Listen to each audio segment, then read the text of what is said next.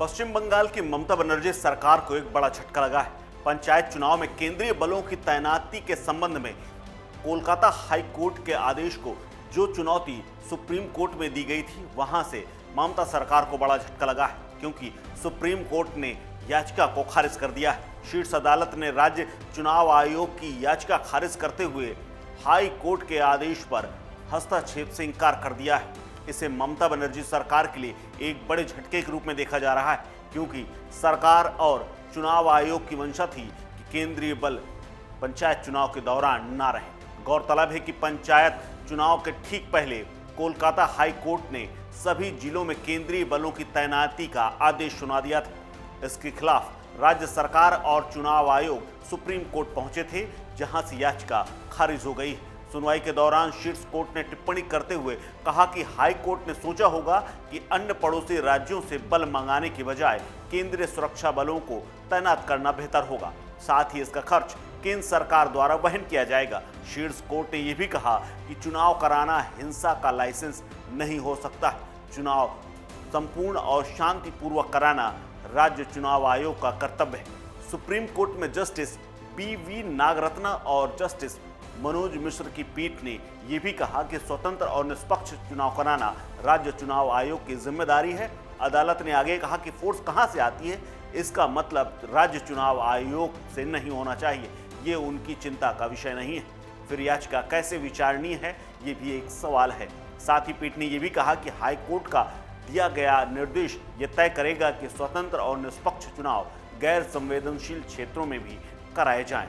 इस दौरान पश्चिम बंगाल राज्य चुनाव आयोग की ओर से वरिष्ठ अधिवक्ता मीनाक्षी अरोड़ा ने सुप्रीम कोर्ट को बताया कि यह टिप्पणी की पश्चिम बंगाल राज्य चुनाव आयोग ने कुछ भी नहीं किया है, ये कहना ठीक नहीं। उन्होंने कहा कि पश्चिम बंगाल राज्य चुनाव आयोग किसी भी बल की मांग नहीं कर सकता है, लेकिन राज्य से अनुरोध कर सकता है। उन्होंने कहा कि हाई कोर्ट का आदेश इसके विपरीत है। वहीं मामले में एक प्रतिवादी की ओर से पेश वरिष्ठ अधिवक्ता हरीश साल्वे ने कहा कि राज्य में समस्या है। उन्होंने ये भी कहा कि राज्य चुनाव आयोग का एजेंडा तैनाती की वास्तविक चिंता नहीं है, लेकिन एजेंडा ये है कि केंद्रीय बलों को मत बुलाओ। लेकिन क्यों मत बुलाओ, ये भी अपने आप में प्रश्नवाचक चिन्ह इस पर लगा हुआ है। आपको बता दें कि पंचायत चुनाव में हिंसा की लगातार खबरें आ रही थी। नामांकन के दिन से ही कई जगह हत्याएं हो चुकी हैं और कई जगह आगजनी जैसी वारदातें हुई हैं।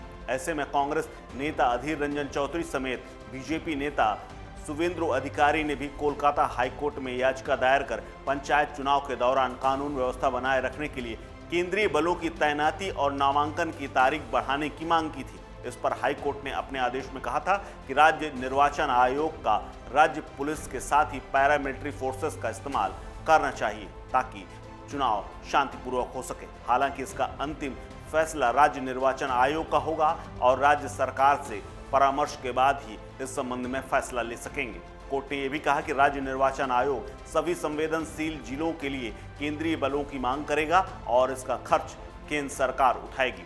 अब लेकिन सुप्रीम कोर्ट से जो फैसला आया है, उसके बाद राज्य की सरकार विपक्ष के घेरे में है और विपक्षी लगातार ममता सरकार पर सवाल खड़े कर रहे हैं। इस खबर में फिलहाल इतना ही। अपडेट्स के लिए बने रहिए वन इंडिया हिंदी के साथ।